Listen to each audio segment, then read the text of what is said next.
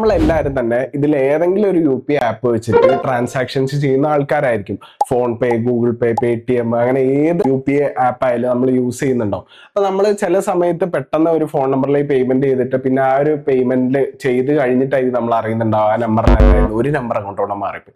അങ്ങനത്തെ സിറ്റുവേഷനിൽ ഈ എമൗണ്ട് തിരിച്ചു കിട്ടാൻ നമുക്കിപ്പോൾ ഒരു വഴിയുണ്ട്. അതെന്താന്നുള്ള ഡീറ്റെയിൽ ആയിട്ട് പറഞ്ഞുതരാം. അതേപോലെ നമ്മൾ എവിടെയെങ്കിലും മെർച്ചന്റ് ട്രാൻസാക്ഷൻ ചെയ്തിട്ടോ അത് റോങ് ആയിട്ട് പോയിട്ടുണ്ടെങ്കിൽ ഈ ഒരു എമൗണ്ട് നമുക്ക് തിരിച്ചു കിട്ടും.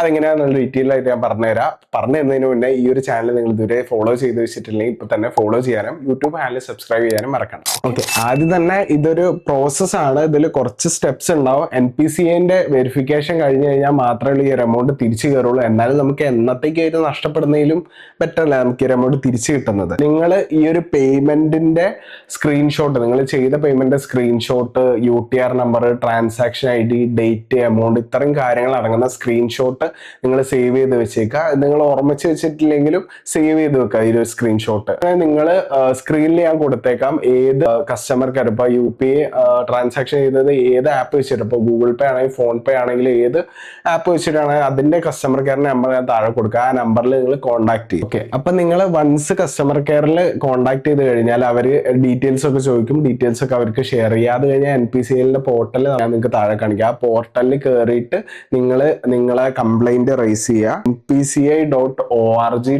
എന്ന് പറഞ്ഞിട്ടുള്ള സൈറ്റിലാണ് നിങ്ങൾ റൈസ് ചെയ്യേണ്ടത്. അതിൽ ഫോമിൽ നിങ്ങൾക്ക് transaction ID, UTR, amount, receiver UPI ID, പിന്നെ നിങ്ങളെ സെൻഡറിന്റെ UPI ID, ഇത്രയും ഡീറ്റെയിൽസ് ഒക്കെ മീൻസ് ഫോമിൽ ഫില്ല് ചെയ്ത് കൊടുക്കുക.